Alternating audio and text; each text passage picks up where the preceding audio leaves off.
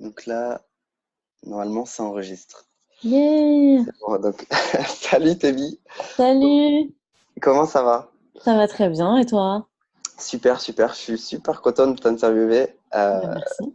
T'es la première qui participe à cette série Unstoppable Expert, donc ça fait vraiment plaisir.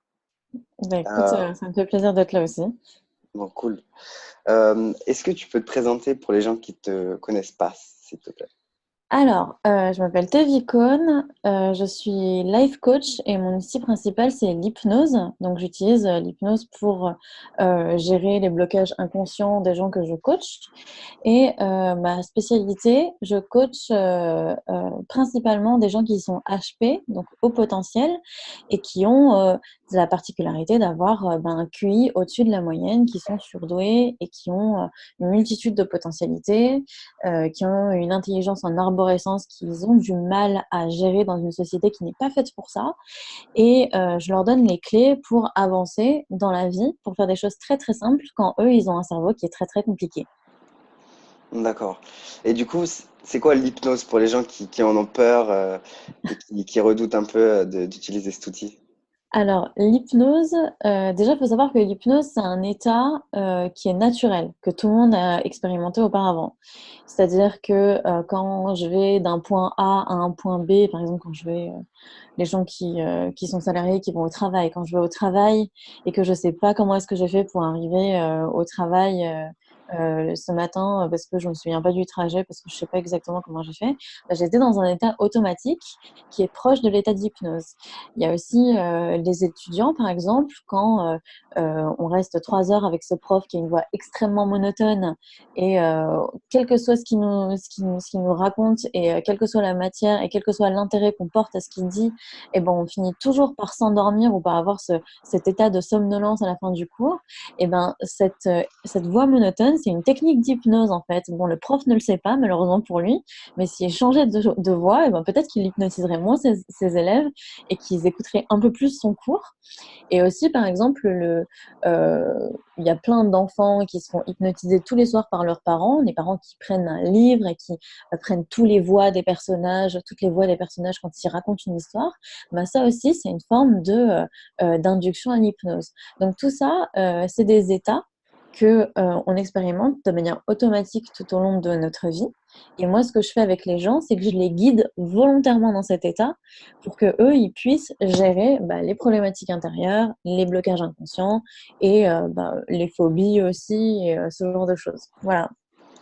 Et pour revenir sur les profs, je Mhm. l'expérimente pas mal. Est-ce que c'est pas une bonne manière d'apprendre d'ailleurs, le fait d'être sous hypnose, de laisser un peu notre inconscient travailler? Oui, alors ça dépend. Parce qu'en fait, quand on est en état d'hypnose, on expérimente un état qui est sur une courbe sinusoïdale. C'est-à-dire qu'on va dans notre inconscient, on gère certaines choses, et puis ensuite on va dans la conscience, et puis on se demande ce qu'on va manger ce soir, et puis ensuite on retourne dans l'inconscient, etc., etc. C'est pour ça Mm. qu'il y a plein de gens qui disent, ouais, je suis allée voir un praticien en hypnose et ça n'a pas du tout marché, et ce genre de choses, parce que moi je savais exactement tout ce qui se passait, mais oui, effectivement, quand on est guidé dans l'état d'hypnose, on sait exactement tout ce qui se passe, et on part pas à des milliers de kilomètres, sauf des rares cas ou alors des gens qui partent dans des états comme l'état d'Esdel, dont on parlera peut-être un peu plus tard, qui est un état d'hypnose très très profond. Donc tout dépend de ce qu'on veut faire et de si on le fait consciemment. C'est-à-dire que si consciemment je vais à un cours et que je me dis je vais me laisser guider par cet état de flow dans lequel je serai dans une concentration extrême et qui va faire en sorte que toutes les informations que je vais recueillir, eh ben, je vais les stocker et je vais les réutiliser, là c'est cool. Mais par contre, si je suis dans un cours où je subis cet état d'hypnose que essaye de me faire induire, même inconsciemment, mon prof qui me parle, et plus il me parle, et plus j'ai envie de m'endormir, bah là, je vais rien écouter du tout, je vais rien apprendre du tout. Donc ça dépend vraiment de plein de petits facteurs qu'il est bon de connaître, parce que c'est pour ça que c'est un métier en fait d'être praticien en hypnose, c'est que voilà, c'est plein de facteurs qui font en sorte qu'on est guidé dans l'hypnose pour un but et un seul, et parfois ça marche, et parfois quand l'inconscient n'est pas d'accord avec ce qu'on est en train de faire, et ben ça marche pas. Voilà. Donc, il faut vraiment se laisser guider alors pour que ça fonctionne. Hum, alors, oui et non. Comment expliquer ça? Euh, on n'est pas. Quand je dis qu'on se laisse guider, c'est que, par exemple, moi, je n'ai pas de pouvoir sur les gens qui viennent me voir. Souvent, on a l'impression que l'hypnose, c'est un peu un truc du genre, si tu vas voir tes vies, elle va te faire la poule. Enfin, après, tu connaîtras plus ton prénom et tout machin. Non, j'ai pas le pouvoir de faire ça, et personne ne l'a. Même Mesmer qui fait des spectacles et ce genre de choses, personne n'a ce genre de pouvoir.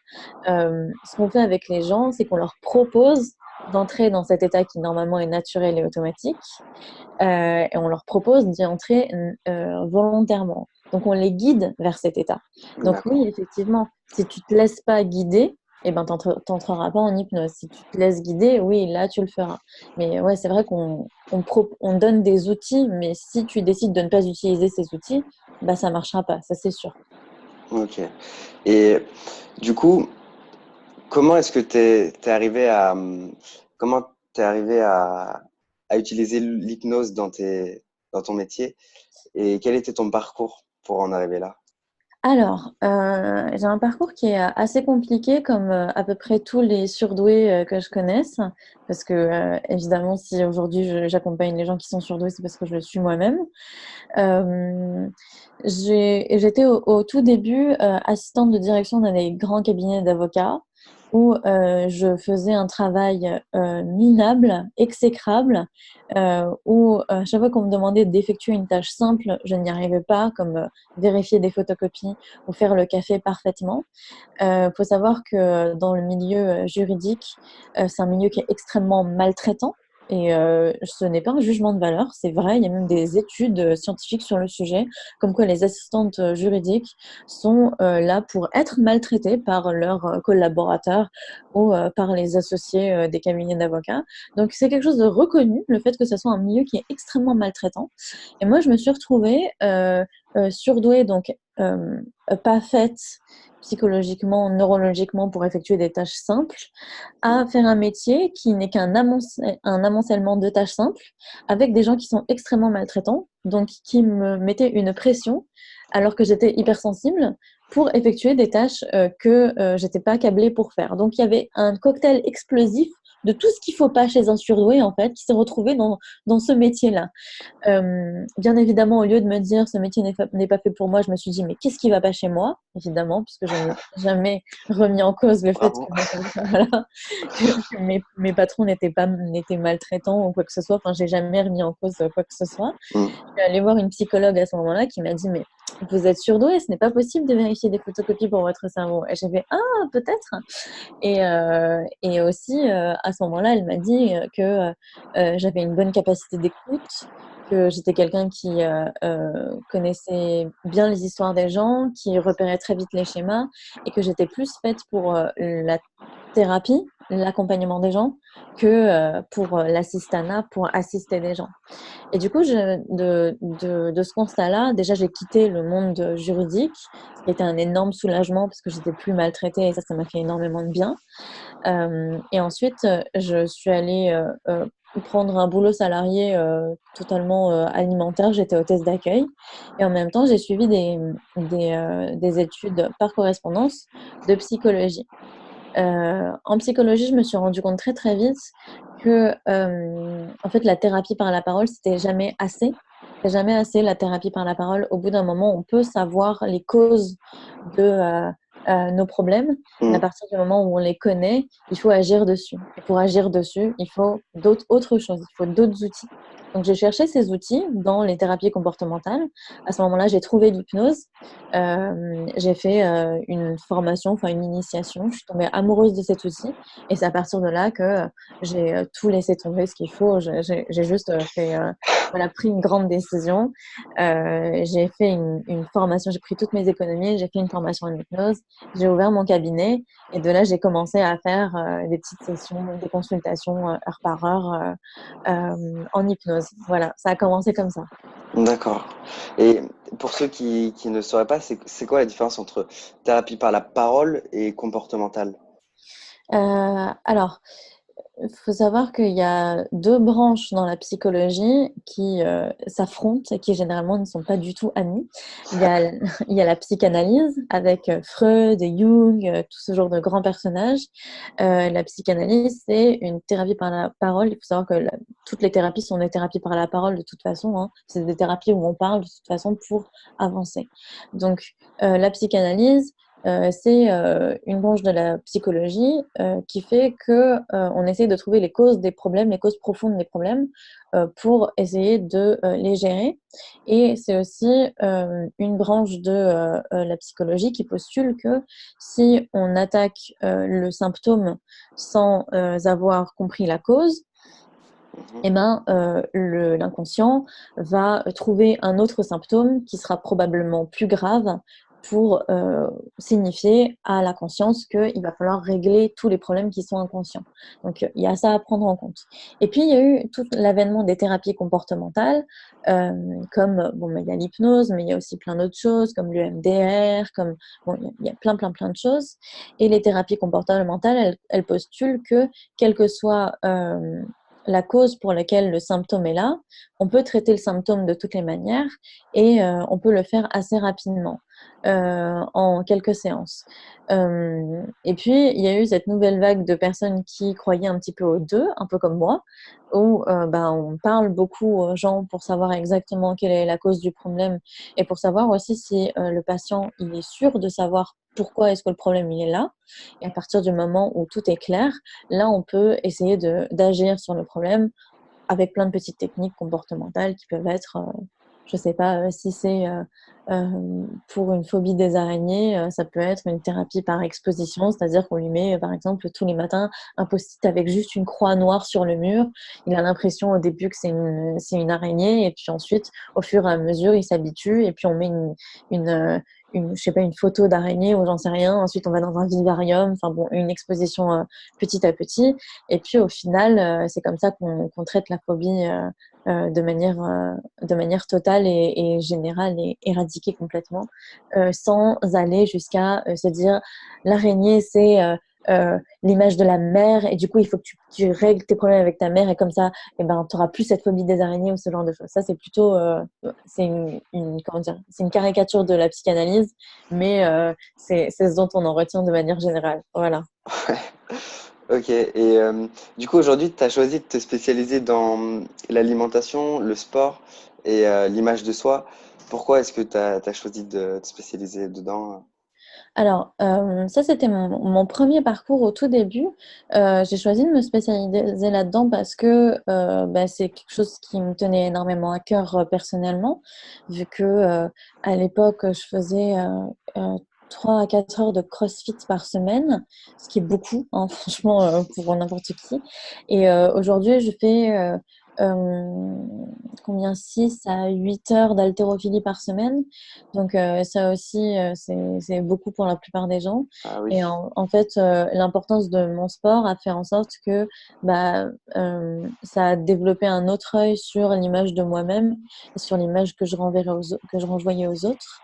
Et aussi, je me suis rendu compte que ma pratique du sport, elle n'a jamais été aussi saine et aussi régulière aujourd'hui que quand j'ai arrêté de faire du sport pour quand j'ai arrêté de faire du sport pour maigrir. Parce que si je faisais du sport au début, c'était pour être en bonne santé et pour être mince, pour bien me présenter aux yeux du monde.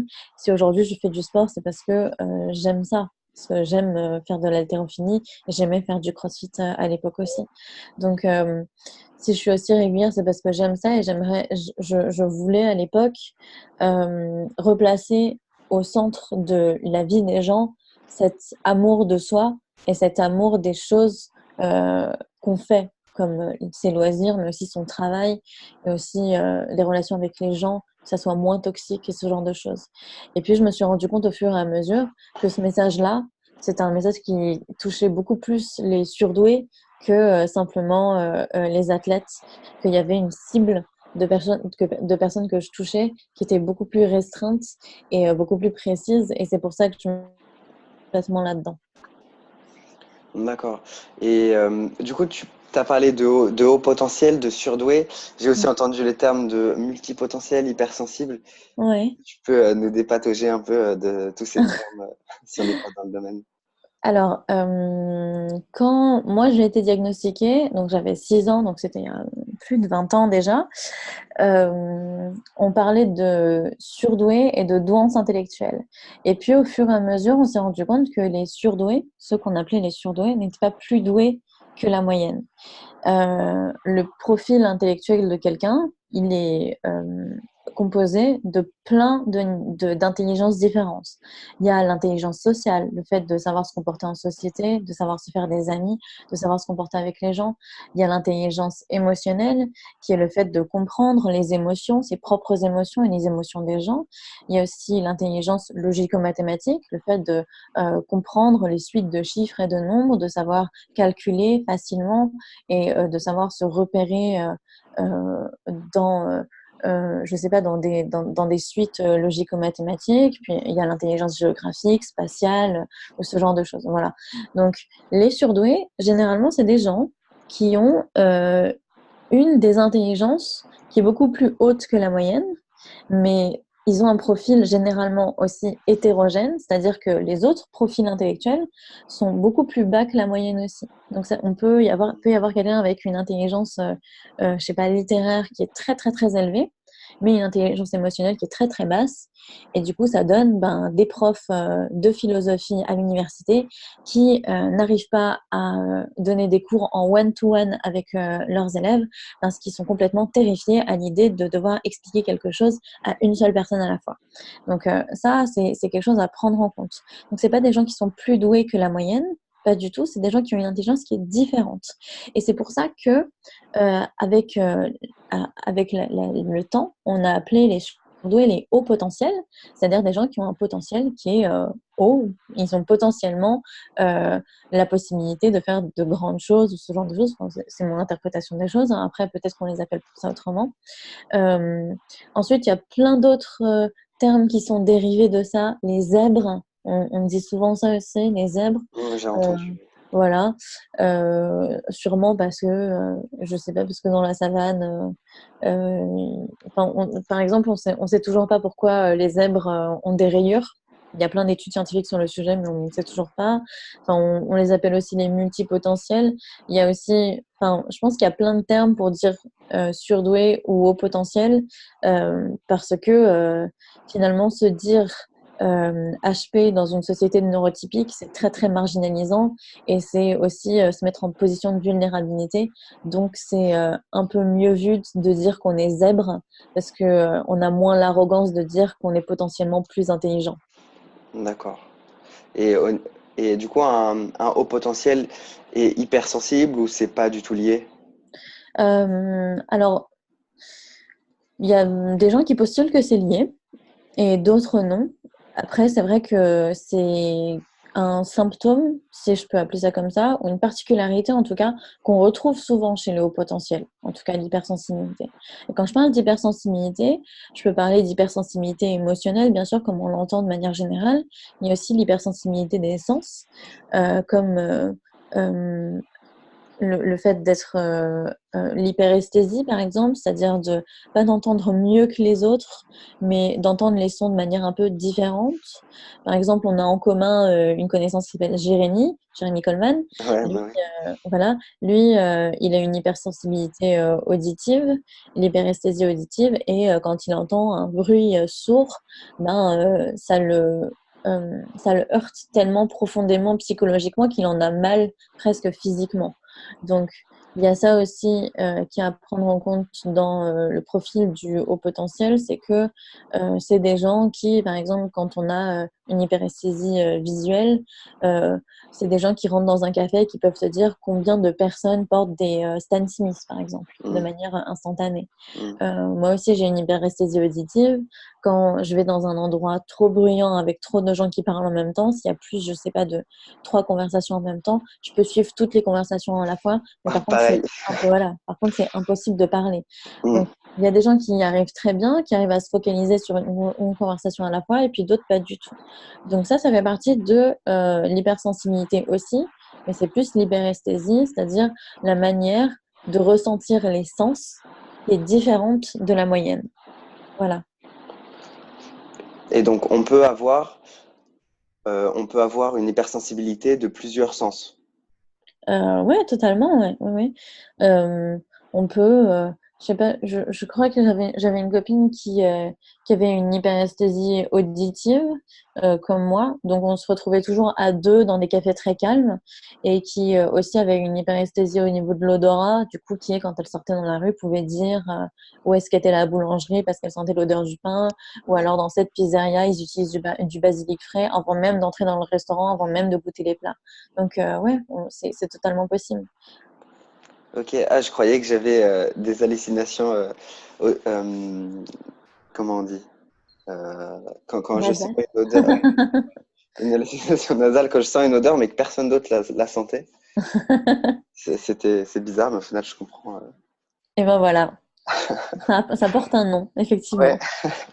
c'est fou ça de mettre un nom sur les choses qu'on comprend pas forcément. Oui, totalement. Ouais. Et il y a même, et l'hyperesthésie va parfois tellement loin qu'on peut avoir ce qu'on appelle une synesthésie, c'est-à-dire que le cerveau finit par confondre les sens. Et c'est-à-dire que par exemple, quand ils mangent, c'est des gens qui, quand ils mangent quelque chose d'acide, ils voient une couleur.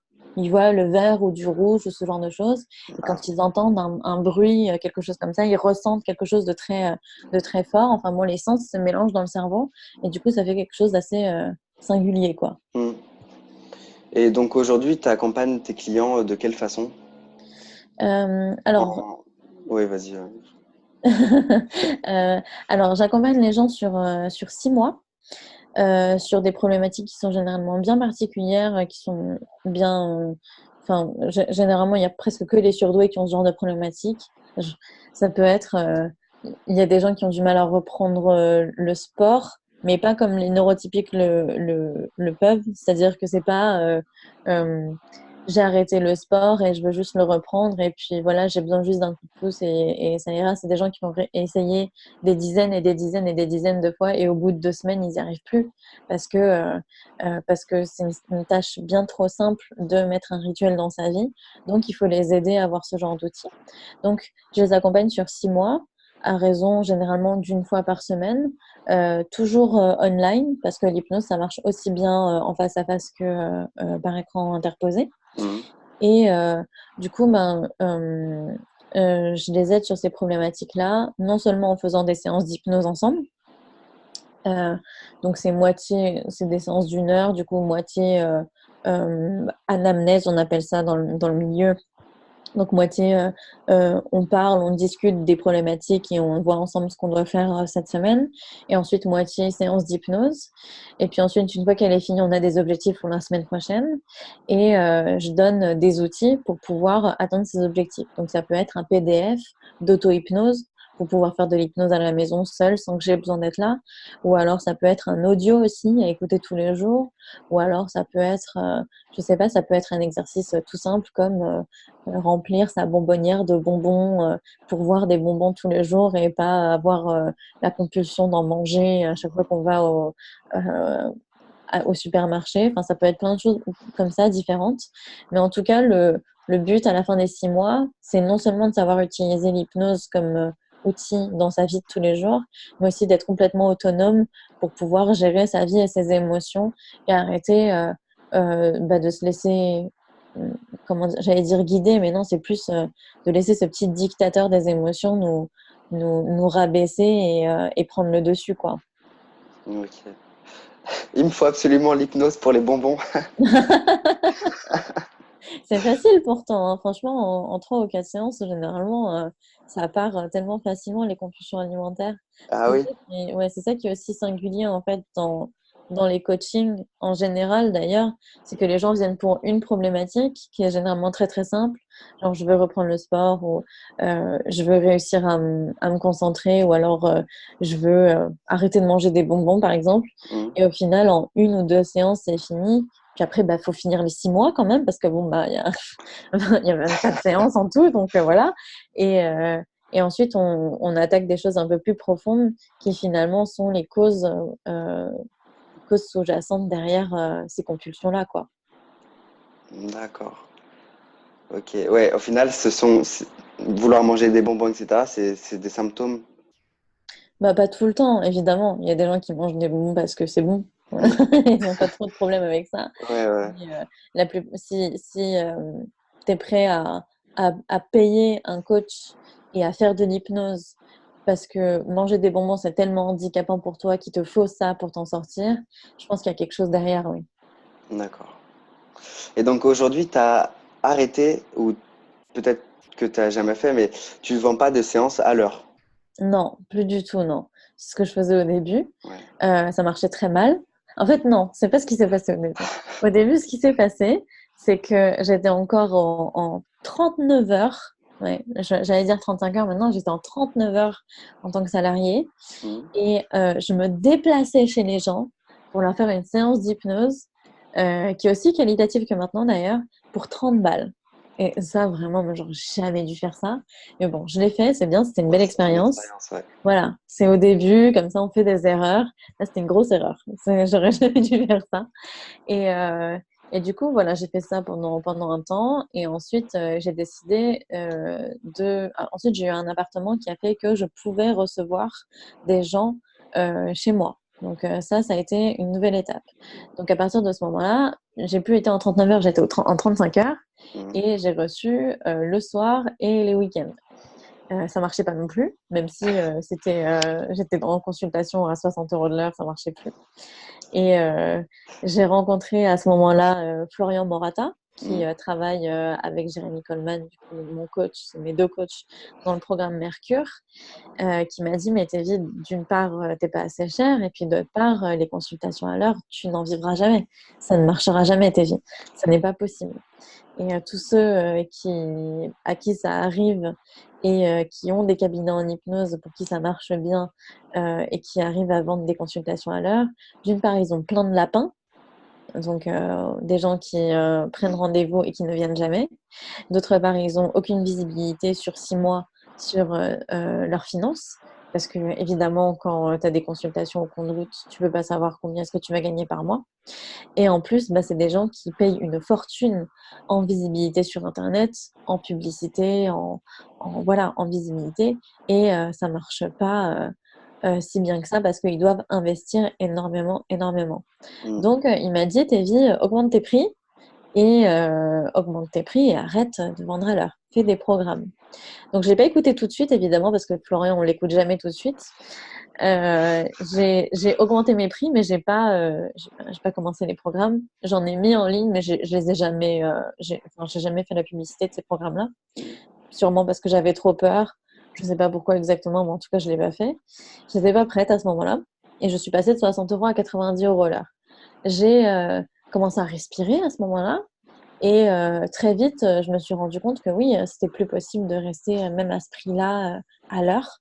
Et là, on a commencé à mettre en place des programmes, des choses sur la durée, sur 2 mois, et pas sur 6 mois comme maintenant, mais sur 2 mois. C'était au tout début, donc sur les comportements alimentaires. Et du coup, ça a commencé à bien marcher. Et c'est pour ça que maintenant, je suis que les gens sur 6 mois. Et je pense que bientôt, je vais suivre les gens seulement sur 12 mois. Et on verra après comment ça se passe. Mais en tout cas, au-delà du fait que j'ai fait ça, bien sûr, pour pouvoir en vivre, parce que on ne vit pas d'amour et d'eau fraîche, même si on aimerait beaucoup. Mhm. Au-delà du fait que financièrement, ça m'a beaucoup aidé, ça a beaucoup apporté. euh, Au niveau expérience client et au niveau efficacité de mes méthodes, ça a énormément changé aussi parce que le fait d'avoir un suivi, ça met en place une espèce d'efficacité qui est tout autre. Mhm. Voir les gens une fois et s'attendre à ce que ça marche, c'est pas la même chose que de savoir qu'on va voir les gens sur 6 mois et avoir un objectif à la fin. C'est pas du tout la même chose. Au final, tu as des clients beaucoup plus engagés dans le temps et tu crées une vraie relation avec eux. Exactement, ouais. Et comme ça, ben, moi, j'ai de la satisfaction parce que je fais un travail qui me plaît et où il y a du résultat. Et eux, ils sont satisfaits aussi, justement parce qu'il y a du résultat. Ok. Coucou le chien. Il est là. Donc aujourd'hui, tu parlais de cabinet physique, mais tu fais tes séances online. Mm. Le cabinet est fermé maintenant. Je reçois D'accord. plus du tout en présentiel, c'est fini. Je reçois que online parce que c'est beaucoup plus pratique pour moi déjà, parce que je suis beaucoup trop en déplacement, et ensuite parce que j'ai plus du tout envie de aujourd'hui de vendre mon temps. J'ai envie de vendre mes compétences. Donc, comme mon temps est quelque chose de précieux et que ben, mes compétences c'est quelque chose de très très demandé, je préfère aujourd'hui vendre des programmes où on me voit moins, mais où c'est plus efficace que de laisser un cabinet ouvert et de voir les gens et de devoir me déplacer et bah, qu'au final, les résultats soient pareils, quoi. Autant être plus efficace moi et que ça soit plus pratique pour moi que de laisser la disponibilité bah, ruiner mon temps libre, quoi. Mm. Et donc pour développer ta visibilité, tu utilises ta chaîne YouTube, t'envoies des emails quotidiens. Ouais. Tu peux nous parler un peu de ta stratégie et de comment tu t'y prends? Alors, c'est vrai que YouTube, j'ai eu énormément de mal avec YouTube, avec le format de mes vidéos, à trouver le bon format. Parce que aujourd'hui, je fais des vidéos de 10 à 20 minutes qui sont uncut. Il y a zéro édition. Enfin, sauf peut-être le début et la fin où j'allume et j'éteins la caméra. Ça, personne ne le voit. Mais voilà. Et c'est la seule chose que je coupe. Et je mets les vidéos en ligne comme ça. Au début, je voulais absolument pas faire ça parce que c'est pas du tout quelque chose que comment dire, c'est pas quelque chose que je regarde. Les vidéos uncut pendant 20 minutes, ça m'intéresse pas du tout. Mais par contre, c'est ce qui intéresse la plupart des gens qui me regardent. Donc, c'est pour ça qu'aujourd'hui, je ne fais que ça. Et aujourd'hui, maintenant que je fais des vidéos qui me plaisent pas à moi, mais qui plaisent aux gens, j'ai une croissance qui est 10, 20 fois plus grande que quand je prenais 1 ou 2 heures à éditer mes vidéos et que je mettais 20 minutes à tourner. Enfin, c'était la merde. Voilà. Je mettais énormément de travail là-dedans. Il y avait pas beaucoup de vues et en plus, c'était pas du tout apprécié par les gens qui me regardaient. Donc, autant faire quelque chose qui plaît aux gens et qui me demande beaucoup moins de travail. Ça a été une première chose. Donc, il a fallu l'accepter. Il a fallu mettre l'ego de côté, surtout. Parce que moi, je trouvais ça mieux d'éditer mes vidéos. Et Florian m'a dit, non, Tévi, tu... maintenant tu arrêtes de faire ça, ça suffit, on arrête de travailler pour rien. Et donc, il a fallu mettre l'ego de côté pour accepter que les gens préféraient quelque chose que moi, j'aimais moins, mais qui reflétait plus ma personnalité. Donc oui, il y a YouTube qui redirige les gens vers ma newsletter quotidienne. Il y a aussi Instagram. J'ai un compte Instagram sur lequel je poste euh, des, des visuels avec des mantras du genre euh, je vis ma vie comme je l'entends ou alors ce genre de choses. Mhm. Et sous ce mantra, généralement, bah, il y a la newsletter, enfin une partie de la newsletter du jour qui n'est pas entière, qui est coupée à un endroit stratégique. Et si les gens veulent avoir la suite, ils s'inscrivent à la newsletter et ils la reçoivent. Voilà. Et du coup, en story aussi sur Instagram, il y a bah, cette newsletter qui est coupée à un moment, à un moment cliffhanger. Et si les gens veulent avoir la fin, et ben, ils s'inscrivent à la newsletter. Il y a plein de gens qui me disent que c'est de la torture, mais Il faut s'inscrire. voilà, il faut s'inscrire. Voilà, c'est tout. Donc ça marche très bien aussi. Et le pourcentage de personnes qui arrivent grâce au bouche à oreille, tu le sais à peu près ou pas aujourd'hui? Euh, Aujourd'hui, oui. Bah aujourd'hui, c'est presque 100% maintenant, hein. Au début, comment dire? En fait, le bouche à oreille, cette chose de très traître, c'est que, c'est-à-dire que la première fois qu'on entend parler de quelqu'un par bouche à oreille, on va pas y aller tout de suite. Mm. C'est au fur et à mesure où on suit cette personne, on va voir les vidéos, où on lit les newsletters 1 fois, 2 fois, 3 fois, pendant 3 mois, 4 mois, 6 mois. Et moi, ce bouche à oreille-là, il est en train de payer maintenant, alors que mon entreprise, elle vit depuis 2 ans et demi. Donc, il y a ça à prendre en compte. C'est que oui, mon bouche à oreille, pour l'instant, il marche à 100%, mais c'est parce que aujourd'hui, les gens me suivent depuis super, super longtemps. Donc, c'est pour ça qu'ils me font confiance. Mais je pense pas qu'il y ait des gens qui... Enfin, ces derniers temps, j'ai eu 2 ou 3 appels de vente de gens qui m'ont été recommandés. Et comme c'est des gens qui savaient pas comment je travaillais, c'est des gens qui connaissaient pas mes méthodes, ils n'étaient pas encore prêts pour travailler avec moi. Par contre, ceux qui ont signé, qui sont avec moi et qui suivent mon programme sur 6 mois, eux, c'est des gens qui me connaissent depuis très très longtemps et qui me suivent depuis très très longtemps. Donc, ouais, il y a, il y a cette chose d'hyper perverse où on a l'impression que bah, tout ce travail qu'on met en place tous les jours et tout, il marche pas parce qu'il marche pas avant très longtemps finalement. Ok. Et donc, maintenant que tu n'as plus de cabinet, c'est quoi la journée type de tes vies aujourd'hui? Alors, la journée type, donc en ce moment, j'ai pas de journée type parce que je sors d'une semaine de jeûne hydrique complet. Mhm. Donc, donc je vais pas au sport encore. Mais normalement, ce que je fais, c'est que le matin, je me lève vers 7h30, je sors le chien, je mange et j'écris la newsletter quotidienne. Je l'envoie, je la mets sur tous mes réseaux sociaux. Je poste aussi une vidéo et Par ça jour? me... Une vidéo ouais, du lundi au vendredi. Ouais. Donc, pas par jour. Le samedi et le dimanche, je me repose. Euh, voilà, je poste la vidéo. Ensuite, ben, il est l'heure de manger, je mange. Et l'après-midi, je vais au sport. Donc, j'ai 2 heures de sport. Le soir, je fais mes coachings. Et le lendemain, bah, c'est à peu près la même chose. Généralement, je groupe enfin, un jour de la semaine mes vidéos, enfin, le tournage de mes vidéos. Ensuite, un autre jour, je fais tous les posts Instagram. Et puis, bah, tout ça se poste automatiquement tout au long de la semaine. Et voilà.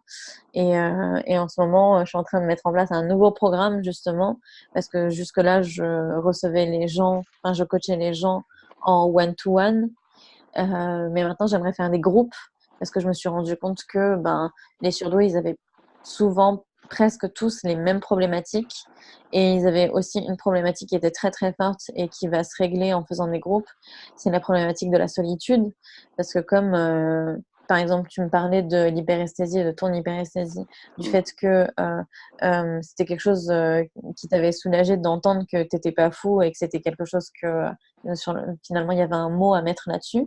Et Mm. ben, en plus de ça, dans ces groupes-là, en plus d'avoir ce moment Eureka où bah, cette problématique, en fait, elle a un nom et on n'est pas fou et ces problèmes-là, en fait, ils existent pour de vrai, et ben, il y a tout un panel de gens qui seront avec ces personnes-là et qui diront, moi aussi, j'ai ce problème. Et du coup, non seulement c'est pas un problème que tu as tout seul et t'es pas fou, mais en plus, moi aussi, j'ai ce problème-là. Donc, voilà, en groupe, je pense qu'il y aura cet impact qui sera hyper, hyper fort du soutien et du fait que la solitude, elle est cassée à ce moment-là, quoi.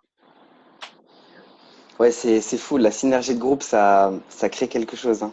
Ouais, ouais, ouais, c'est clair. Ça aide énormément et surtout dans le monde de l'entrepreneuriat. En tout cas, moi, ça m'avait beaucoup aidé au début. Et dans le monde de la thérapie, ça aide aussi, surtout dans des particularités telles que le haut potentiel, où on se sent vraiment marginalisé et seul. Parce qu'il faut savoir qu'en fait, le haut potentiel, ça représente 2% de la population. Donc, c'est vraiment pas beaucoup. Ma cible, elle est finalement petite, même si enfin, jusque-là, je n'ai parlé qu'à des surdoués dans ma pratique. Donc, voilà. Mais euh, il faut savoir que comme ils font partie que 2% de la population, ils se sentent vraiment très très seuls tout le temps, quoi. Donc le groupe, ouais, il y a vraiment cette synergie qui fait en sorte que non seulement les problématiques sont normalisées, mais en plus, bah, la solitude, elle est cassée et la marginalisation, elle est absente. Donc ça, c'est cool. Non, super. Ouais. Et du coup, tu nous parlais de ton jeûne. Ouais. Tu peux en dire plus? Pourquoi? Comment? Est-ce que ça t'apporte? Alors, j'ai fait un jeûne hydrique parce que j'ai de très très grosses allergies depuis que je suis toute petite. Donc, des allergies, en ce moment, il y a plein de pollen dehors. Et donc, je suis allergique à plein de pollens différents, le bouleau, les graminées, le platane, ce genre de choses. En ce moment, il y a 2 alertes maximales sur le bouleau et le platane. Je respire pas très très bien. Et la semaine dernière, j'ai fait des très très grosses crises d'asthme. Je prenais mes traitements tout le temps et il n'y avait rien qui marchait. Et en fait, ça fait au moins 3 ans que j'ai vu des reportages, que je me suis, que je m'informe sur le jeûne et que je sais que bah, c'est l'une des manières de traiter ce genre d'allergie parce que en fait dans le ventre il y a des cellules qui se remplissent d'un enzyme, je crois que c'est un enzyme, l'histamine, et Mhm. c'est pour ça que quand on a des allergies, on prend des antihistaminiques pour que ben, cette enzyme arrête de nous provoquer ces réactions allergiques qui sont absolument affreuses. Et en fait, quand on entre en état de jeûne, on demande à nos cellules de se vider, puisque ça s'appelle l'autophagie, en fait. C'est le fait que les cellules détruisent les cellules endommagées et recréent des cellules saines. Et ben, quand on est en jeûne, les cellules se vident de leur histamine et du coup, ben, on n'a plus de réaction allergique. Donc pendant une semaine, j'ai jamais aussi bien respiré de toute ma vie. Là, ça commence à reprendre et tout. Je commence à avoir le nez pris et ce genre de choses, mais je pense que c'est parce que dehors aussi, ça commence à être un peu violent pour moi. Mais au moins, grâce à ce jeûne, mon traitement maintenant il marche, alors qu'avant le jeûne il marchait pas du tout. Et je me sens beaucoup mieux et je respire beaucoup mieux. Donc ça, c'est une qualité de vie. Je l'ai surtout fait pour pour avoir une qualité de vie et pour être mieux, pour respirer mieux. Mhm. Je sais pas si tu connais, il y a Eric Benzin qui a fait 12 jours de jeûne pour se débarrasser aussi de problèmes de peau. Ouais. Tu, Alors, ça... tu, non, je connais pas du tout. Ça a tu- marché comment? Ben, il est parti 12 jours à la campagne dans une maison. Ouais. Il a ni bu ni mangé pendant 12 jours. Et il Waouh. raconte, là j'ai son livre, une petite publicité. Mais tu Ouais. devrais le lire. Il raconte son jeûne pendant 12 jours. Ouais. Super intéressant. Parce que moi, j'ai fait un jeûne hydrique, donc j'ai bu. Mais lui, s'il a même pas bu, c'est super hardcore, quoi. Ouais, ouais, c'est hardcore, tu devrais lire ce livre. Et même, il a fait 12 jours de vidéos dans lesquelles il décrit étape par étape, chaque jour, comment il se sent. Waouh. Bah ouais, ok, avec plaisir. J'apprends un truc. Donc ouais, c'est vraiment un truc qu'il faudrait que j'aille Ouais. voir. Et c'est le truc, c'est dont on se rend pas compte quand on fait un jeûne, c'est que là, par exemple, je t'ai raconté ma journée type. Mm, Je travaille, je fais du sport, je mange en adéquation avec mon sport. mm, Mais quand on fait un jeûne, bah on mange plus. Donc il y a, je sais pas, 3 à 4 heures de ta journée qui deviennent libres, tu vois. Tu sais plus quoi faire de ces heures-là. Et en plus de plus manger, ben tu peux plus faire de sport puisque ben t'as plus du tout d'énergie. Donc l'haltérophilie en jeûne, c'est impossible, ouais. impossible. Et donc il y a ça aussi. Il y a 2 heures de, désolée, il y a 2 heures de ma journée en plus. Donc ça fait 6 heures en plus Mm, où tu peux pas faire toutes ces choses-là, quoi. Donc ça te donne le temps de réfléchir un peu plus sur ta vie et sur tes problématiques. mm. Et en gros, tu peux pas aller au sport pour relâcher la pression, c'est fini tout ça.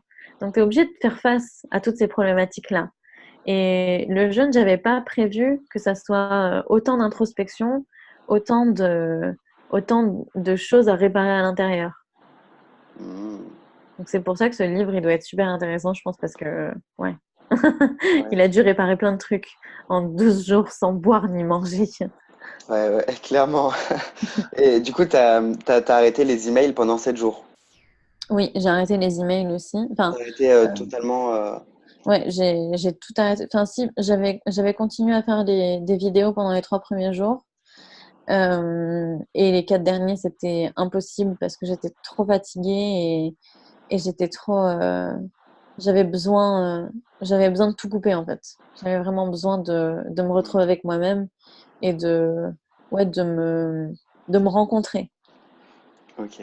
Et t'as pas eu la sensation à un moment de plus avoir besoin de manger? J'ai toujours eu faim, moi. Et j'avais lu, parce que moi j'ai lu un livre qui s'appelle L'art de jeûner, qui est finalement une publicité pour euh, une clinique qui fait des jeûnes en fait en Allemagne. Et dans ce livre-là, il disait que quand tu n'avais pas le système digestif complètement vide, Mm. tu avais encore besoin de manger, enfin l'envie de manger ou alors mal au ventre, ce genre de choses, et qu'il fallait faire des lavements régulièrement. Je ne suis pas allée jusque-là. Du coup, j'ai eu encore faim à la fin des 7 jours. Mais je pense que si je m'étais préparée un peu mieux, peut-être que j'aurais eu ça. En tout cas, même si, comment dire, c'est vrai qu'à la fin, j'avais moins faim, donc il y a eu ça. Mais même si je suis passée par plein de difficultés pendant 7 jours, je suis contente d'être passée par là parce que enfin, je respire mieux, quoi. Donc ça fait du bien. Ouais, tu respires mieux et t'as fait un peu d'introspection. Ouais, exactement. Ouais. J'ai fait de la place à l'intérieur. Mm. Bon, du coup, j'ai une dernière question. Tout à l'heure, Oui. tu as éveillé ma curiosité avec l'état d'Esdel, donc ça n'a rien à voir. Mais est-ce que tu peux en parler? Alors, l'état d'Esdel, c'est un état très particulier qui est induit par l'hypnose. Il y a certaines personnes qui sont tellement habituées ou alors tellement sensibles aux inductions à l'hypnose qu'elles rentrent dans un état d'hypnose très, très, très profond où elles restent en état d'hypnose pendant, je crois, 3 à 13 heures si je me trompe pas. Je crois que c'est ça. Et du coup, c'est un état qui est très agréable, en tout cas, apparemment, qui est pas où c'est pas un truc où tu te sens enfermé ou ce genre de choses, mais malgré les suggestions des personnes qui t'ont mis en état d'hypnose, tu ne peux pas en sortir. Enfin, c'est pas quelqu'un d'autre que toi-même qui peut te faire sortir de cet état-là. Mm. Donc, tu restes à l'intérieur de toi-même pendant ce nombre de temps très long, sans que personne puisse t'en faire sortir, ce qui doit faire très très peur à l'entourage des personnes qui sont en état d'SDL, je suppose. Ouais. Et du coup, ben, apparemment, c'est quelque chose qui est très réparateur, qui fait beaucoup de bien. Mais bon, bah, quand tu ressors d'un spectacle de Mesmer et que tu es en état d'SDL et que tu te réveilles 10 heures plus tard aux urgences, je pense que ça ne va pas être super agréable. Donc, faut être prêt, il faut être préparé, quoi, je pense. Ouais, ok. Bah, merci. Est-ce Ouais, que je t'en tu prie. as quelque chose d'autre à ajouter ou un message à faire passer aux personnes qui se sont reconnues et qui sont multipotentielles?